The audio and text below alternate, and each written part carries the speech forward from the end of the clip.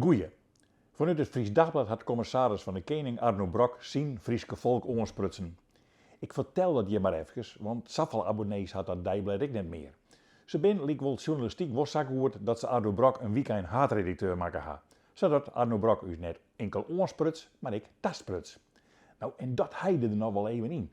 Wij zijn een sleeuw volkje, nevens Brok. Zat Rutte zien het volk roept er tegenaan. Zat Brok zien huis, avanceren, avanceren, avanceren. Nou is Brok een bestuurskundige, dus hij moet eigenlijk wel weten dat alle sleeuwers uit de beruilen van provincie en gemeente komt. Wij willen wel hudder. Ik had al vaker zijn, dat leidt hem net door die meesken, maar om het systeem. Een meer systeem. Het gaat al eerst zo starig als dikke stront. Dat ben ik met Brok eens, maar hij moet zijn eigen nest op water brengen. Alles wat de partijen bijgelijks wenden ontjitten in de verkiezings, wordt echt net uitgevoerd.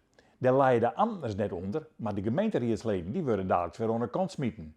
Als Brok ons vertelt hoe wij dat systeem verbeteren kunnen, dan avanceren wij wel. Die sleeuwe Friesen ben ik net veranderingsgezind, nevens Brok. Daar kan ik net eens een Fries woord van vinden. Soks besteedt voor u namelijk net. Wij zijn allemaal zo flexibel als de pest. Maar we kennen het. Alles wat we iets altijd al zelfs regelen, is nou in handen van de oerhiet. Ont het wadderen van een grijdevoel sta. Lees maar nee wat die echte bestuurskundige Douwe Jan Elzinga in de Ljouter zei. De gemeenten zijn een uitvoerend orgaan worden van het Rijk die het beleid afbakert in centen en regels. Het heeft nevens hem dus geen enkel doel om op 16 maart te stemmen. Als Brok zei dat we net veranderingsgezind binnen, dan is dat op 1 maart in Diersa, het Friesk, zijn stokkinderke.